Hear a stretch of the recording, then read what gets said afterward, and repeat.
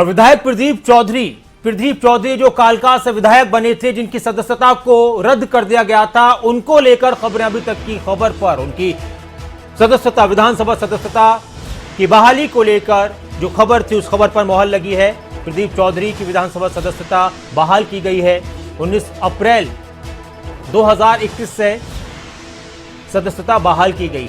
High court ने प्रदीप चौधरी की सजा पर रोक लगाई है। हिमाचल के एक केस में प्रदीप चौधरी को सजा हुई थी, 3 साल की सजा हुई थी और उसके बाद उनकी सदस्यता को रद्द कर दिया गया था, लेकिन अब उनकी सदस्यता को बहाल कर दिया गया है। स्पीकर हरियाणा विधानसभा के ज्ञानचंद गुप्ता उनकी तरफ से जानकारी दी। और इस वक्त बड़ी खबर यह है कि खुद प्रदीप चौधरी खबरें अभी तक के साथ जुड़ चुके हैं, लाइव हमारे साथ जुड़ चुके हैं। सदस्यता बहाल होने के बाद, विधानसभा की सदस्यता बहाल होने के बाद सबसे पहले खबरें अभी तक के साथ प्रदीप चौधरी जुड़े हैं, विधायक प्रदीप चौधरी कालका से। प्रदीप जी, जाहिर सी बात है, स्वागत है आपका खबरें अभी तक पर। और काफी बड़ा मसला आपके साथ में हुआ था, विधानसभा की सदस्यता आपकी चली गई थी, लेकिन अब जिस तरह से फिर आपने जद्दोजहद की है, किस तरह से इन तमाम चीजों को देखते हैं आप?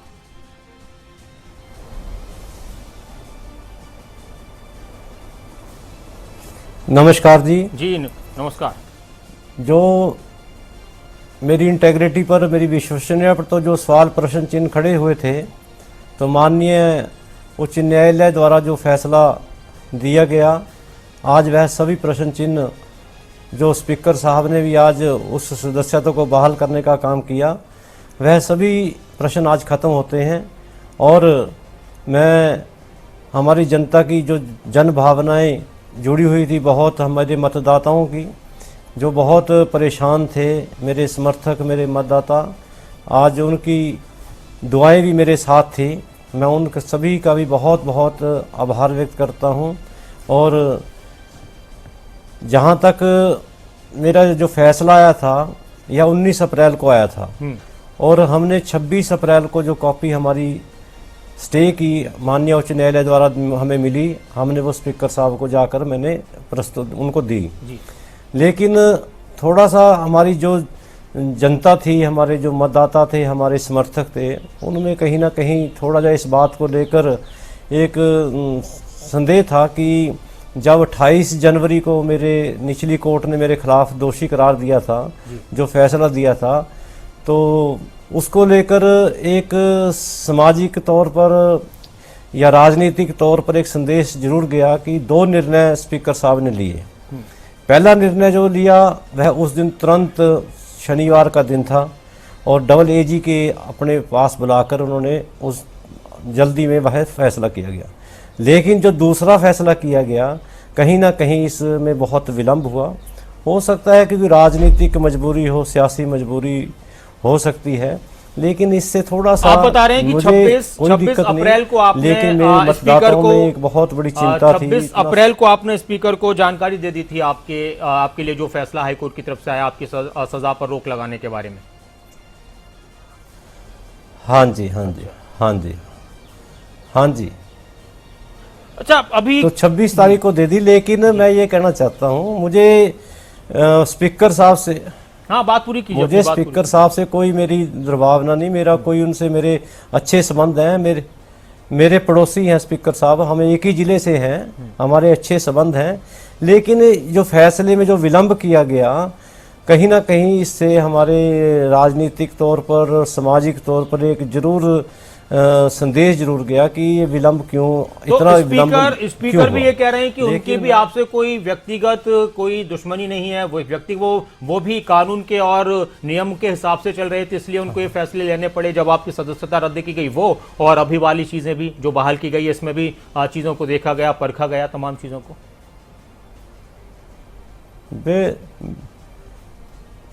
बिल्कुल, दोनों निर्णय की बात मैं यही कह रहा हूँ। उस निर्णय में तो तुरंत फैसला लिया गया और दूसरे निर्णय में विलंब जरूर हुआ, लेकिन मैं अपना मान सम्मान उनका बहुत करता हूँ और अपना दायित्व हमेशा निभाता रहूँगा।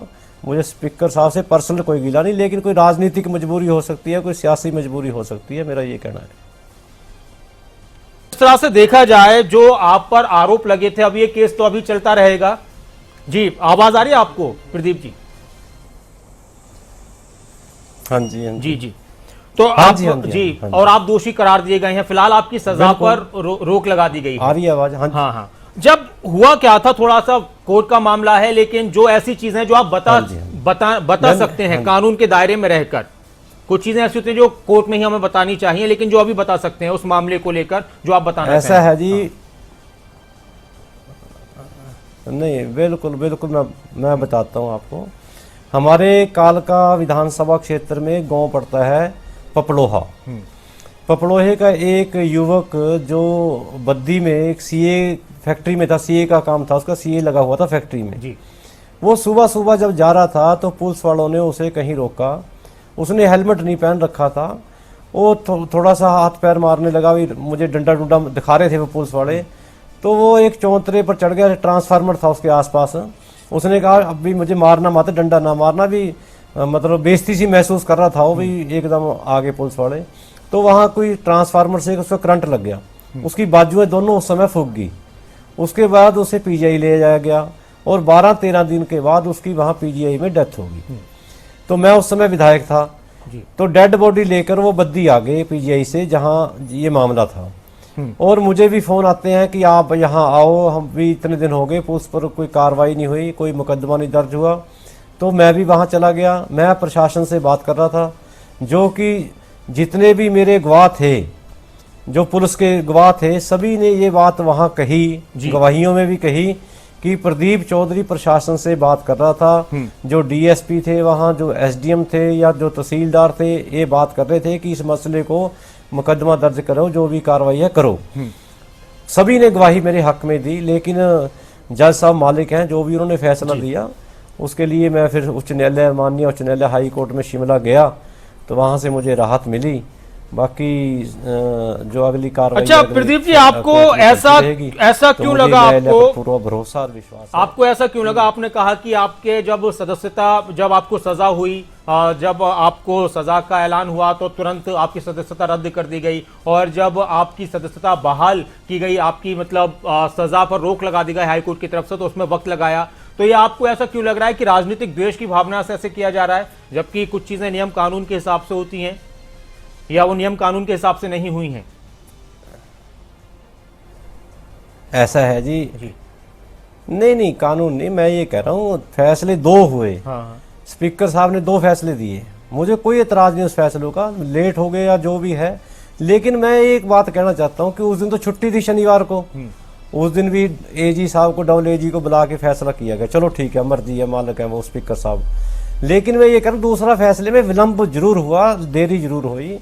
उससे एक जनता में जो मेरे मतदाता थे, मेरे समर्थक थे, उनमें एक संदेश गया, अभी इतना समय क्यों लग रहा है, जब आगे के लिए आपके राजनीतिक करियर के लिए ये चीज, अब आगे के लिए राजनीतिक करियर के लिए जब अगली बार चुनाव होंगे तो उसके लिए आपके आड़े आएगी, प्रॉब्लम बन जाएगी ये चीज, क्योंकि केस तो चलता रहेगा। उसके बाद पता नहीं उस पर कब फैसला आए। नहीं, ये कोई आड़े नहीं आएगी। मेरा स्टे मिला हुआ है, कोई अड़चन नहीं आएगी इसमें, कोई भी कहीं भी अड़चन नहीं आएगी। लेकिन फिलहाल का जो वक्त आपके लिए रहा राजनीतिक लिहाज से, आपकी पर्सनल लाइफ के लिए, वो कितना प्रभावित हुआ?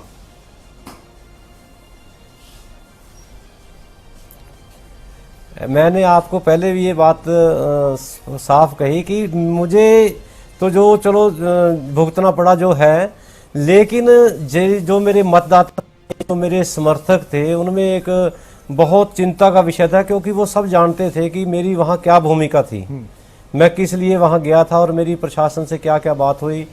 तो मैंने अपने विधानसभा क्षेत्र में लगातार मैं लोगों से टच में हूँ। महामारी जो कोरोना की है, इसमें भी हम लगातार जनता के साथ खड़े हैं।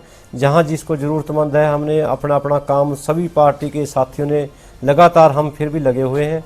अब और ज़ोर ज़ोर से जो भी है इस कोरोना महामारी में जनता की सेवा के लिए, ज़रूरतमंदों की सेवा के लिए हमेशा हम तत्पर हैं, तत्पर रहेंगे। अच्छा, बीच में इस तरह की भी सारी खबरें थी कि अब चुनाव होंगे, जाहिर सी बात है 6 महीने के अंदर चुनाव कराने होते हैं, और ये वक्त था, अगर 1-2 महीने और गुजरते तो वो तो कोरोना की वजह से चुनाव आयोग ने मना कर दिया कि अब कहीं पर उपचुनाव नहीं होंगे, वरना ऐलनाबाद और कालका में चुनाव की सरगर्मियों को लेकर बातें हो रही थी, बहुत से लोग वहाँ पर तैयारियों की कोशिश भी कर रहे थे। तो जब ये सारी चीज़ें आ रही थी, तब आप क्या सोच रहे थे और क्या कर रहे थे?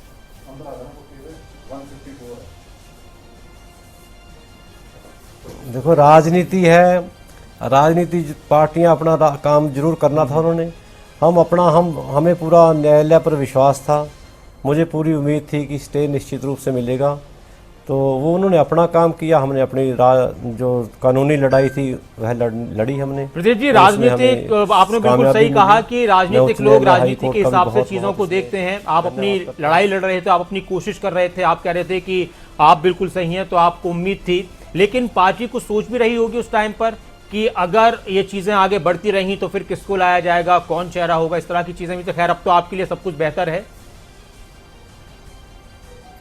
क्योंकि दूसरी पार्टियों के लोग भी वहां पर कोशिशें शुरू कर चुके थे। बहुत से लोग जो पार्टी फैसला करती हो,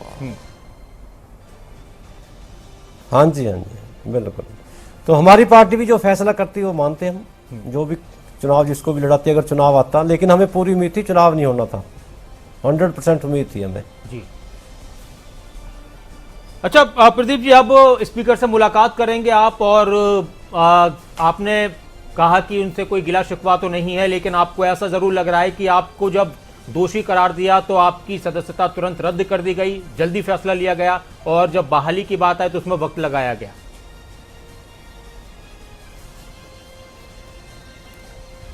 हाँ जी, मैंने कहा उनकी कोई सियासी राजनीतिक मजबूरी भी हो सकती है। नहीं, वो तो ये कह रहे हैं कि वो तो सारे विधानसभा के जो नियम हैं उसके हिसाब से सारी चीजें करेंगे, उनका तो सियासत से तो ऊपर होते हैं ना स्पीकर। तो